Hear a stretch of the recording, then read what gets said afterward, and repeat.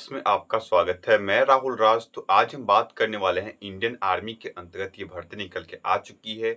अगर आप 10th पास हैं, ठीक है ना, ये जॉब पहले बता दी कि अग्निवीर के अंतर्गत नहीं है। ये आपको जॉब होगी थी, आपको 60 सालों तक जॉब रहनी, परमानेंट जॉब रहने वाला है, ठीक है ना। तो ये फॉर्म जो अप्लाई करना चाहता है, सिंपली आपके पास 10th पास है तो अप्लाई कर सकते हैं, कोई प्रॉब्लम नहीं होगी, ठीक है।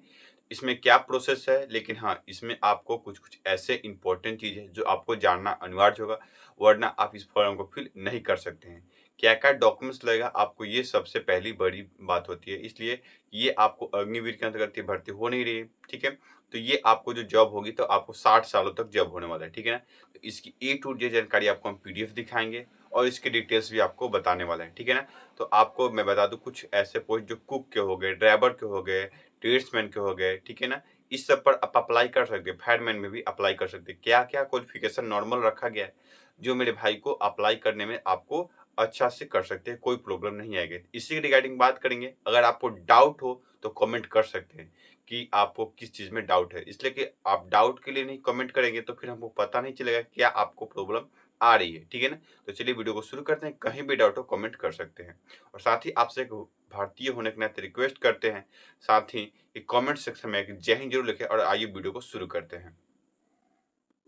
तो मेरे प्यारे भाइयों, सबसे पहले मैं आपको ये नोटिस दिखा दूं जो आपको मैं बताऊंगा इस नोटिस के अंतर्गत। और आपको देखिए, ये नोटिस फुल्ली आपको इंग्लिश में किसी प्रकार का प्रॉब्लम हो तो आप कमेंट कर सकते हैं, ठीक है ना। लेकिन हाँ, अगर आपको ये नोटिस चाहिए तो आप मेरे व्हाट्सएप ग्रुप, टेलीग्राम ग्रुप या आप मेरे व्हाट्सएप चैनल पर जाकर विजिट कर सकते हैं। वहां से मैं आप अगर मैसेज करते हैं तो आपको पर्सनली भी सेंड कर सकता हूँ, वरना मेरे व्हाट्सएप ग्रुप में जुड़ जाएगा तो वहां मैंने हर एक अपडेट में सेंड करता रहता हूँ, ठीक है। और ये पीडीएफ भी मैं सेंड करूंगा, इससे रिलेटेड सारा आपको अपलोड कर देता हूं। तो अगर आप ये फॉर्म फिल करना चाहते हैं तो चैनल को सब्सक्राइब जरूर कर लीजिए, इसलिए कि हर एक छोटी बड़ी इसकी अपडेट हम सबको आपको प्रोवाइड करते रहेंगे। तो फ्रेंड, ये सबसे पहले आपको दिख जाएगा टोटल यहाँ 41 पोस्टों पर ये भर्ती होने वाली है, ठीक है ना। किस किस पोस्टों पर भर्ती होगी मैं ए टू जेड जानकारी देने वाला। क्वालिफिकेशन क्या है आपको यहाँ विजिट किया गया है, ठीक है। क्वालिफिकेशन के लिए रिकॉर्डिंग ही, और आपको यहाँ फिजिकल्स किस प्रकार लिया जाएगा आपको यहाँ भी दिखला दूँ, ठीक है। मैं जूम करके फिजिकल्स क्या होगा, देखिए फिजिकल्स आपको नॉर्मल रहने वाला है, ठीक है ना। 1500 मीटर की दौड़ होगी जो 6 मिनट में आपको क्वालिफाई करना है, ठीक है ना। इसकी सारी जानकारी आपको हम देने वाले हैं, तो आप बने रहे, एक एक डिटेल्स की ओर हम चलेंगे और किस किस पोस्ट पर होने वाला है, क्या क्या अपडेट, इसके रिगार्डिंग भी बात करेंगे। तो मैंने सबसे पहले आपको पीडीएफ दिखा दिया। हाँ, एक और चीज़ आपको सबसे पहले मैं दिखा दूँ, इसकी लास्ट डेट आपको पहले हमको दिखाना अनिवार्य होता है। तो फ्रेंड, डेट बताने से पहले आपको एक चीज मैं बता दूं, ये फॉर्म जो है आपको ऑफलाइन फिल करना है, ठीक है ना। ये फॉर्म ऑफलाइन है, ठीक है। ये डिटेल्स ऑफलाइन में इसकी ऑलरेडी मैं इसका पीडीएफ डाउनलोड कर चुका हूं। आपको पीडीएफ भी मैं दिखा दूं कैसे फॉर्म को फिल करना है। तो मेरे प्यारे भाइयों, ये आपका फॉर्म का प्रिंट मैंने आपको अगर चाहिए तो मेरे व्हाट्सएप ग्रुप में जुड़ जाइए। मैं डिस्क्रिप्शन बॉक्स में मैं लिंक डाल दूंगा जहां से आपको ये फॉर्म फिल कर कैसे भी कहाँ भेजना है इसके रिगार्डिंग भी आपको हम बताने वाले हैं, ठीक है ना। तो आज जैसे आपको यहाँ ऊपर ही दिख जाएगा, ये आपको एड्रेस दिया गया है, ठीक है ना। इसी एड्रेस पर आपको फॉर्म को सेंड करना है, ठीक है ना। ये आपको एड्रेस दिया गया है। यहाँ आपका फोटो सिग्नेचर चिपकाना होगा, फोटो चिपकाना होगा, ठीक है, पासपोर्ट साइज। साथ ही आप किस पोस्ट के लिए अप्लाई करेंगे उसका डालना होगा, नाम डालना होगा।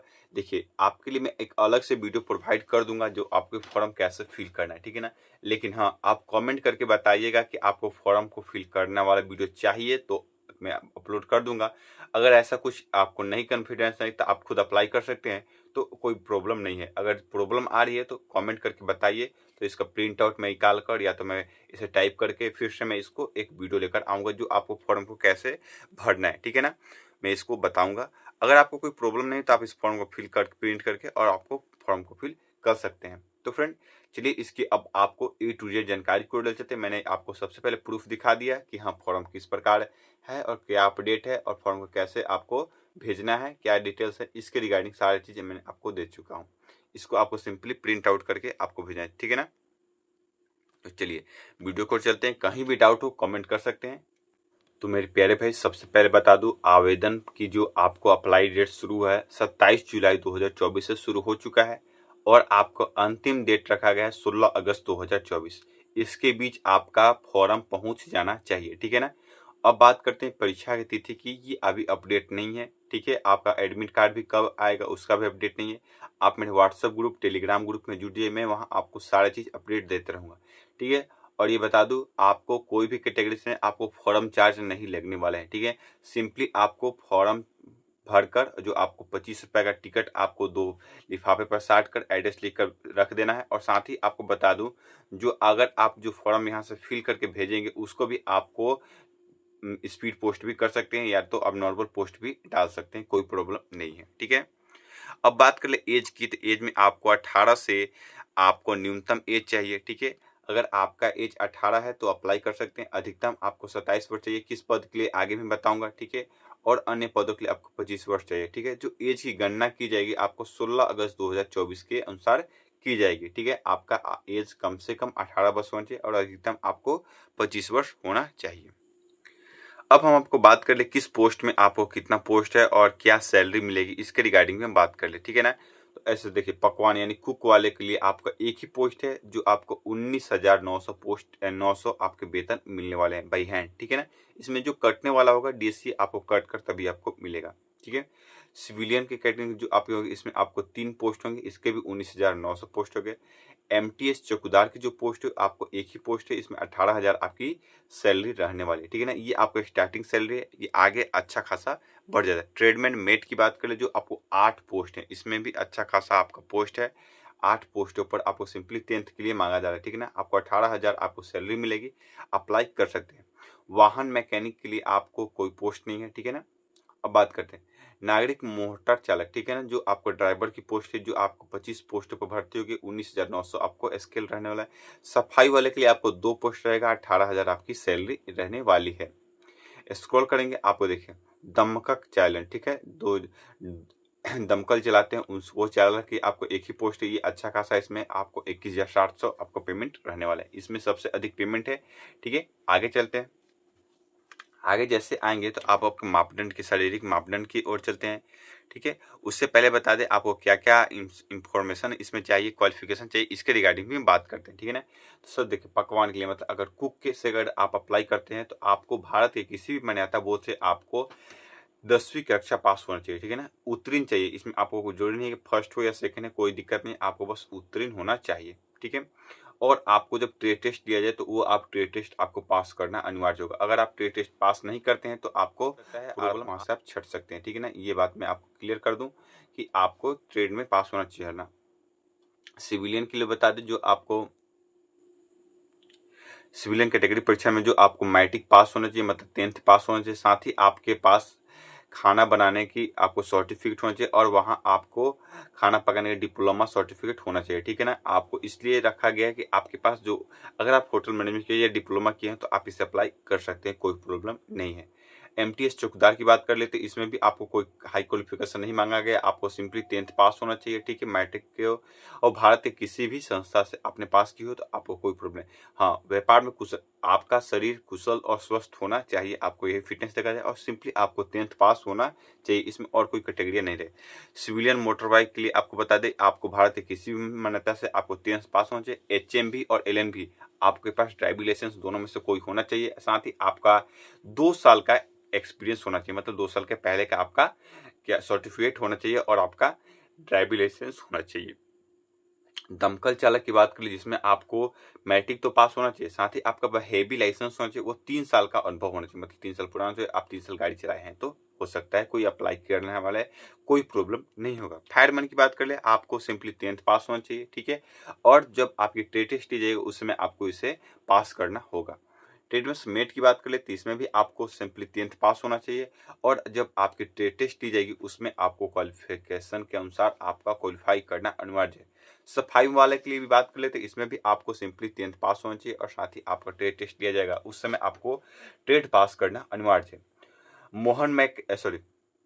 वाहन मैकेनिक के लिए इसमें बात करें आपको सिंपली 10th पास होना चाहिए और हिंदी और इंग्लिश लैंग्वेज में आपको औजार का नाम पता होना चाहिए, ठीक है ना। इसलिए कि आपको जो हर एक राज्य में अलग अलग के वहाँ के बंदे रहेंगे तो किसी को इंग्लिश में किसी को हिंदी में आता है, इसलिए आपको यहाँ पूछा जाए हिंदी इंग्लिश दोनों लैंग्वेज में आपको उसको नाम पता होना चाहिए। फायर मेंस में भी 10th पास होना चाहिए और साथ ही आपको जो परीक्षण लिया जाएगा वो आपको परीक्षण क्वालिफाई करना होगा। ठीक है, स्क्रॉल करते आगे चलते हैं। अब बात करते हैं सिलेक्शन प्रोसेस की। तो सिलेक्शन प्रोसेस में सबसे पहले आपको होगा शारीरिक परीक्षा, मतलब आपको फिजिकल्स देना होगा। फिजिकल्स क्वालिफाई करेंगे जो स्टूडेंट, उन्हीं को लिखित एग्जाम लिया जाएगा। लिखित एग्जाम के बाद डॉक्यूमेंट्स वेरीफाई होगा। डॉक्यूमेंट वेरीफाई के बाद आपका मेडिकल्स लिया जाएगा और आपका सिलेक्शन हो जाएगा। आगे चलते हैं, स्क्रॉल करते हैं। जैसे अब बात आएंगे अब शारीरिक मापदंड में, तो आपको एज के अनुसार हाइट और चेस्ट क्या क्या रखा गया इसके लिए A to Z जानकारी देंगे। तो सबसे पहले चैनल को सब्सक्राइब जरूर कर दे, साथ ही वीडियो को लाइक कर दीजिए, इसलिए हर अपडेट सबसे पहले आपको प्रोवाइड करते रहें। तो चलिए अब बात करते हैं। आपको इसमें ऊंचाई से लेकर ऊंचाई आपका 165 सेंटीमीटर होना चाहिए, कम से कम 165 सेंटीमीटर होना चाहिए।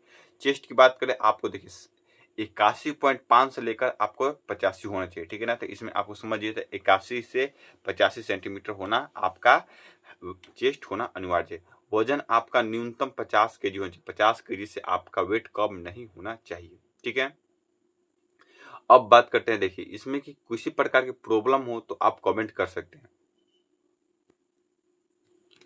आपका कमेंट का रिप्लाई जरूर से जरूर दिया जाएगा। अब बात करते हैं आपको जो एग्जाम होंगे वो किस प्रकार होंगे। आपको देखिए पेपर फर्स्ट में आपको होंगे जो परीक्षण जो होंगे आपका 25 क्वेश्चन रहेंगे और 25 मार्क्स के रहने वाले हैं। ठीक है, उसके बाद सामान्य ज्ञान मतलब रीजनिंग से क्वेश्चन रहेंगे और जो जीके जीएस से क्वेश्चन रहेंगे 50 क्वेश्चन रहेंगे 50 मार्क्स के।